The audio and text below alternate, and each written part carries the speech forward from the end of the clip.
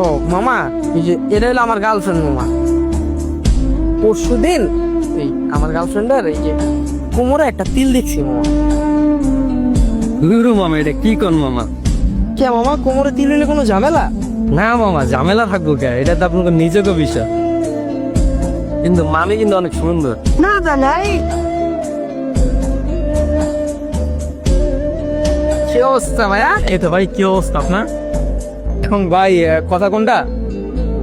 মায়ের কিন্তু পিরিয়ড চলতেছে, আর বেশি দিন না, 3 দিন। আমি বুঝলাম না তুমি এগুলো কি ধরনের কথাবার্তা বলতেছো। তো তোমার পিরিয়ড হয়েছে, লুকানোর কি আছে? একটা মেয়ে তো এটা স্বাভাবিক বিষয়। আরে বাবা, এটা লুকানোরও কিছু না, এটা বলারও কিছু না। আর এগুলো পার্সোনাল বিষয় ওরে কেন বলতেছো? একটু থাম, কথা শোন, কথা বলি আমরা। আচ্ছা ভাই, এখন টপিকে আসি। হ্যাঁ, এখন কথা হচ্ছে কোনটা ভাই?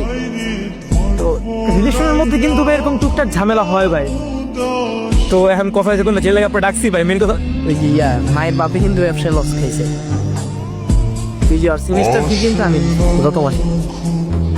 আমি বুঝতেছি না, আমার আপু ব্যবসায় লস খাইছে, তুমি আমার সেমিস্টার ফি দিছো, সেগুলো কেন ওরে বলতেছো তুমি? আরে বাবা, তোমার বাবা ব্যবসায় লস খাইছে, এটা কোয়া যাবো না, এটা লুকানোর কি আছে রে ভাই? আচ্ছা, এটা লুকানোরও কিছু নাই, বলো। বলারও কিছু নাই, তুমি আমার সামনে কেন ওটা? আচ্ছা বন্ধু শোন, থাম না ভাই, কিন্তু থাম। আচ্ছা ভাই দেখেন, আমার বন্ধুর কিন্তু আমি ছোট থেকে চিনি ভাই। আমি ওরে চিনি, জানি, আমি খুব ভালো মতো ওরে চিনি ভাই। এখন দেখা যাচ্ছে কি ভাই, ও কিন্তু অনেক ভালোবাসে ভাই।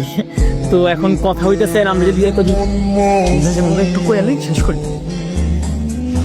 ভাই। বুঝি আর এই মোবাইলটা না ভাই আমি কিনা দিই ভাই, আমার টিউশনির টাকা আগে গার্লফ্রেন্ড পালন বুঝতে।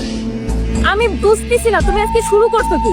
তুমি রিস্কাওয়ালারে বলছো কি আমার কোমরে তিল আছে, ওরে বলতেছো কি তুমি